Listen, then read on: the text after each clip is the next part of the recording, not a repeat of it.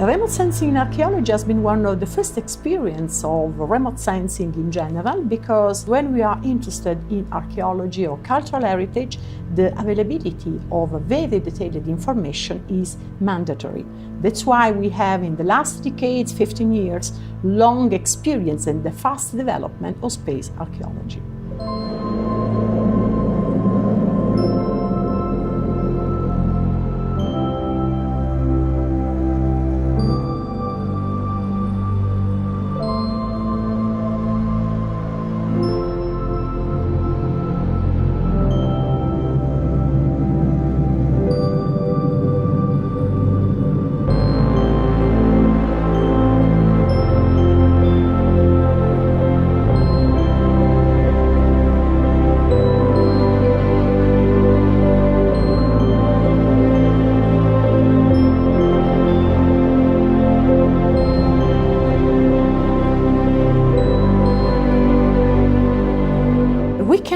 The sign of the past on the surface using the so-called proxy indicator, and this can be totally different according to the surface characteristics. One of the most important points is the integration of different technologies, so we can have, for example, crop marks from optical data, we can have microrelief from SAR data, we can have the possibility to have a look below the vegetation using LiDAR data. Basilicata is an interesting and emblematic case study which we used to fully exploit LiDAR technologies for detecting and discovering causal and sites covered by dense vegetation.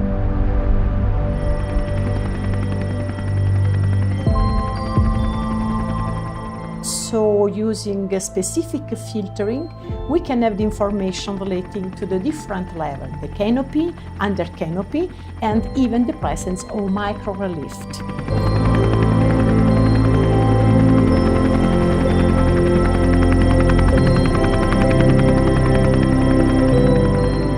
We reconstruct the urban shape of this village, including a fortified structure which developed around a tower, as typically for that age, characterized by the presence of Norman.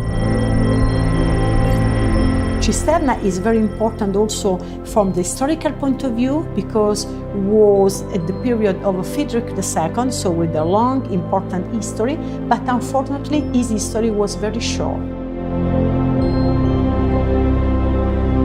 We recognize these crop marks by means of satellite imagery, but also airborne imagery. These crop marks usually depict the shape of the potential buried settlements. For example, typical patterns of Neolithic settlements we can find in Apulia are characterized by the circular feature, which are referable to ditches surrounding the site. The presence of superficial vegetation is impacted by the presence of buried remains in a different way if we have walls or pits and ditch, because in the first case we have a lower vegetation grow, in the second case pits and ditch enable the vegetation to grow much more. So these different vegetation behavior enable us from the above, using near-infrared data, to capture the different behavior and also the geometrical pattern. In Peru, for over 10 years, we have operated using Earth observation technologies in cooperation with a number of archaeologists, among which Giuseppe Orefici, the director of Italian Archaeological Mission. One of the most important challenges is to try to understand the relationships between human fragmentation and environmental change to contribute to the knowledge of some civilizations, such as the Nazca, famous for the geoglyphs and the monumental pyramids, the Moche, notable for their fine painted ceramics and monumental construction, and finally the Incas, most notable for creating the greatest empire, which included a large portion of the West South America. In the framework of ARTEC project funded by European Space Agency with the support of Italian Space Agency, we are monitoring Matera along with other sites as for example Villa Adriana, Baia. In the case of Matera, the main focus is monitoring of the status of sassi, quite fragile because in calcarenite, and the status of vegetation because the natural heritage is of course as important as a cultural heritage. So we must keep in our mind the climate or something like, because it's very important if we need to be clear when we describe the problem.